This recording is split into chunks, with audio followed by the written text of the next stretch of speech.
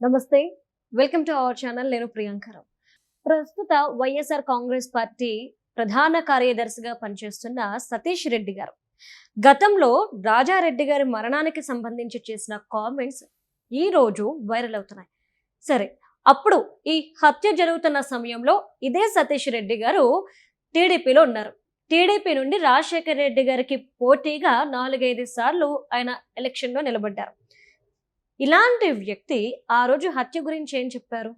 హత్య జరుగుతున్నప్పుడు కేసీఆర్ గారు, చంద్రబాబు నాయుడు గారు ఆయన ఛాంబర్లో ఉన్నారు.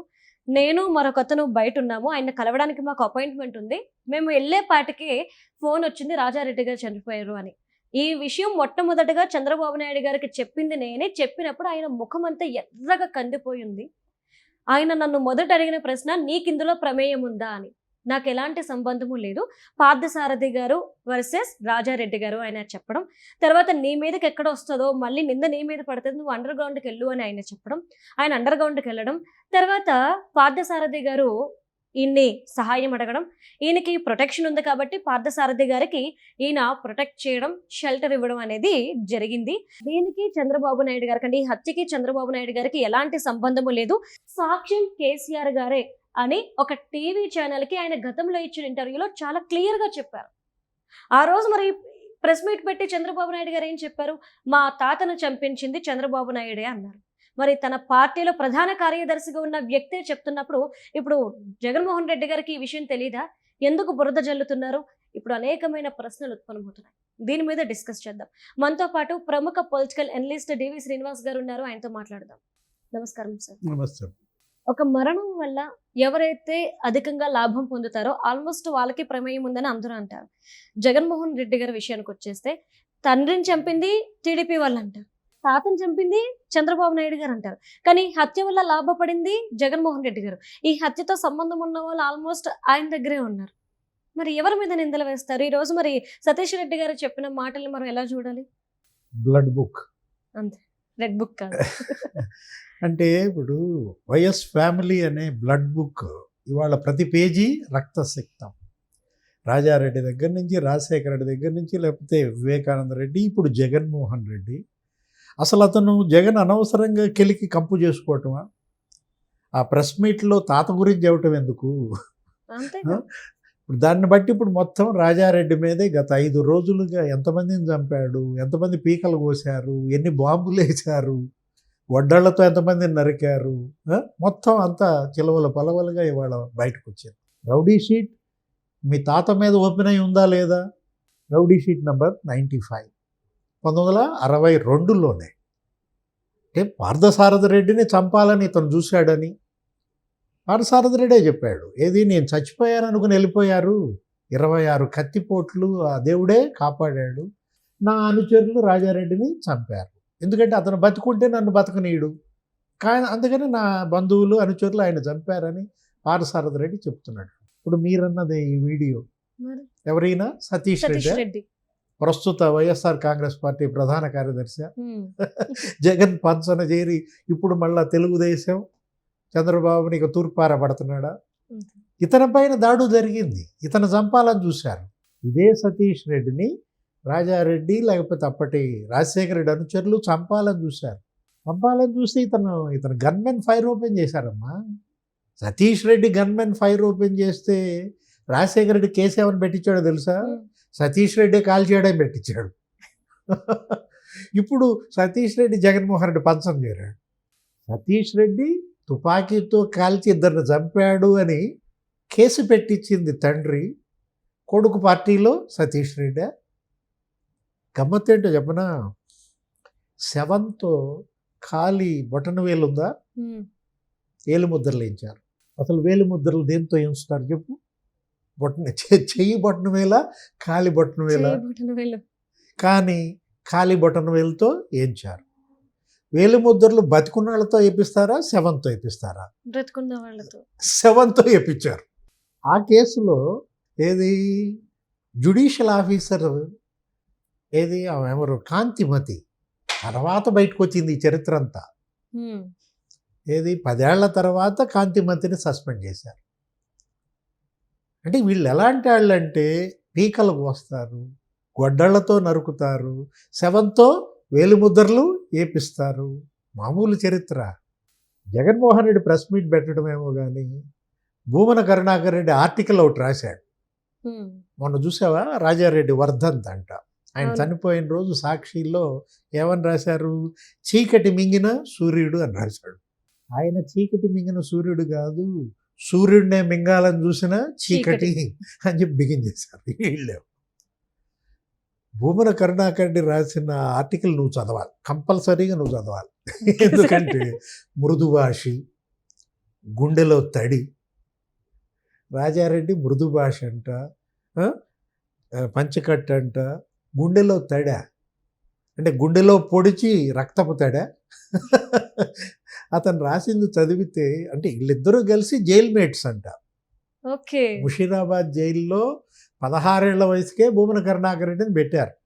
అప్పుడు ఏదో పీడీ యాక్ట్ ఏదది, ఇతను మావోయిస్టుల్లో తిరిగేవాడు అనుకుంటా, రాడికల్ ఉద్యమం పెడితే అక్కడ వీళ్ళు ఉన్నారు. జార్జ్ రెడ్డి, రాజారెడ్డి ఈ హత్య కేసుల్లో అక్కడ ఉన్నారు. ఇక వీళ్ళు వాలీబాల్ ఆడుకోవటం, ఇక ఇతను అక్కడ రాజారెడ్డి శిష్యరికంలో పెరిగాడు అనమాట. ఎవరు? భూమన కరుణాకర్ రెడ్డి. ఇది చరిత్ర. అతను అంటాడు ఆయన గనక భూదాహం ఉంటే అసలు మొత్తం తిరుపతిలో సగం ఆక్రమించేవాడు అంటాడు. ఆక్రమించేవాడు అని ఎంచక్క చెప్తున్నారు సార్, కొనేవాడు అని చెప్పట్లేదు. అంటే భూదాహం, ధనదాహం, రక్తదాహం, అధికార దాహం, అన్ని రకాల దాహాలు ఈ ఆయనకే. కుటుంబమే. అసలు మనకు తెలియదు రాజశేఖర రెడ్డి మీద సెక్రటేరియట్లో కాల్పులు జరిపాయని తెలుసు, కానీ ఆ కాల్పులు జరిపినప్పుడు మరి అక్కడ సెక్షన్ ఆఫీసర్ చనిపోయాడు. సెక్రటేరియట్లో సెక్షన్ ఆఫీసర్ చనిపోతే రాజశేఖర రెడ్డి బల్ల కింద దాక్కున్నాడు. బా. కొత్తగా బయటకు వచ్చింది. ఇంకో కొత్త విషయం చెప్పనా, రాజశేఖర రెడ్డి ఫైర్ ఓపెన్ చేశాడంట. ఇప్పుడు జగన్ అనవసరంగా ఈ ప్రెస్ మీట్ పెట్టి భూమన కరుణాకర్ రెడ్డి ఆర్టికల్ రాసి ఇవన్నీ మళ్ళీ తెలియని వాళ్ళకు కూడా తెలియజెప్పడమా? అసలు తెలియని అంశాల్ని పూడకపోయిన అంశాలని బయటకు తీసుకెళ్తారు సార్. ఇప్పుడు నేను చెప్తుంటే నువ్వే ఆశ్చర్యపోతున్నావు. నాకు తెలియదు ఇప్పుడు కథలకు గత 3-4 రోజులుగా వింటున్నాను సార్. రాజశేఖర రెడ్డి నీకు ఎలా తెలుసు? ముఖ్యమంత్రిగా తెలుసు. అలానే తెలుసు. అబ్బో, ఆరోగ్యశ్రీ అను, ఫీజు రీయింబర్స్మెంట్ 108 అంబులెన్స్ అలానే తెలుసు మా అందరికి. కానీ అదే రాజశేఖర రెడ్డి తుపాకీతో ఫైర్ ఓపెన్ చేశాడు. అసలు ఆయన తుపాకీకి లైసెన్స్ లేదు. లైసెన్స్ లేని రివాల్వర్తో రాజశేఖర రెడ్డి కాల్పులు జరపడం ఏంటి? ఈ మొత్తం బయటకు వచ్చాయి ఇప్పుడు. అసలు గతంలో తెలియని తన ఫ్యాక్షన్ చరిత్రను కూడా జగన్మోహన్ రెడ్డి కొత్త తరానికి, మీ వయసు వాళ్ళందరికీ నిన్నటి ప్రెస్ మీట్ ద్వారా తెలియజెప్పాడా? అరే రాజారెడ్డి పైనంటమ్మా నీకు అసలు ఆయన హిస్టరీ చెప్పాలంటే పులివెందుల, ఓబులవారిపల్లె, కోడూరు, పెదమాణ్యం, ముద్దనూరు, వల్లూరు, బద్వేలు, కడప పోలీస్ స్టేషన్లో ఎన్ని ఎఫ్ఐఆర్లు, ఎన్ని రౌడీ షీట్లు, సిఐపై దాడి కేసు, పోలీస్ స్టేషన్ మీద బాంబు వేసిన కేసు ఉంది, ఎస్పీపై దాడి కేసు. ఏది కడప ఎస్పీ పైనే దాడి మరి రాజారెడ్డి చేశాడంటే మహాత్ముడా? జాతిపిత. ఏ జాతిపిత? రాజారెడ్డి నరహంతక జాతిపిత, రౌడీ జాతిపిత, గుండా జాతిపిత. అనవసరంగా వీటన్నింటినీ ఇతను మళ్ళా చెప్పుకోవటం ద్వారా తన తాత రక్త చరిత్రని, తండ్రి రక్త చరిత్రని మళ్ళా ఇంకోసారి ప్రజలకి చెప్పటం భయపెట్టడానిక? అంటే నోరు తెరిస్తే రప్ప రప్ప.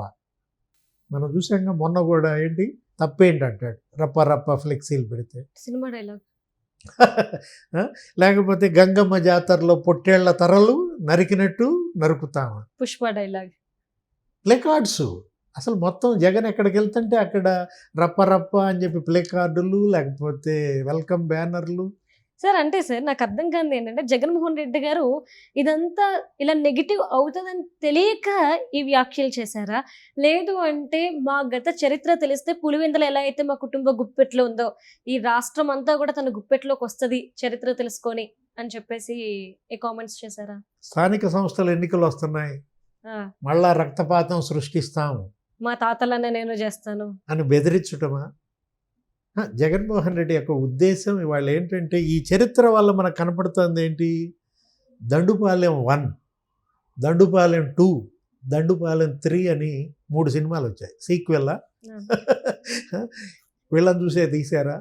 అరే అసలు మనం ఊహించని అంశం ఏంటి, గాడిద రక్తం తాగేవాళ్ళని, అదే కదా. లేకపోతే అసలు ఇక ఈ రకంగా అదే అసలు ఎస్టీలని సజీవ దహనం ఎరుకల ఊసన్న అనే అతన్ని రాజారెడ్డి కిరోసిన్ పోసి పబ్లిక్లో తగలబెట్టడంపై ఎకనామిక్ పొలిటికల్ వీక్లీలో పబ్లిష్ అయిందమ్మా. ఈపీడబ్ల్యూ, టైమ్స్ ఆఫ్ ఇండియాలో పబ్లిష్ అయింది. మహేష్ లేకపోతే అతని తమ్ముడు ఉదయ్ ఎరుకలాళ్ళు ఎస్టీలు పీకలు కోసి చంపారు. బీర్లో మత్తు మందు కలిపి తాగించి పీకలు కోసారని కువైట్ గంగాధర్ రెడ్డి. ఇప్పుడు మొన్న కూడా అదే కనపడింది వివేకానంద రెడ్డి హత్య కేసులో. చివరికి అదే గంగాధర్ రెడ్డి కూల్ డ్రింకుల్లో విషపు గుళికలు కలుపుకుని తాగి చచ్చిపోయాడా? పీకలు కోయటం అంటే అప్పుడు తాత పీకలు కోసాడు. మొన్న జగన్మోహన్ రెడ్డి పాలనలో అతను ఎవరో చంద్రయ్య యాదవ్ జై జగన్ అనలేదని పీకలు కోయటం. అంటే పీకలు కోసే పార్టీగా వైఎస్ఆర్ కాంగ్రెస్. కొత్త బిరుదు. Right right. Thank you so much.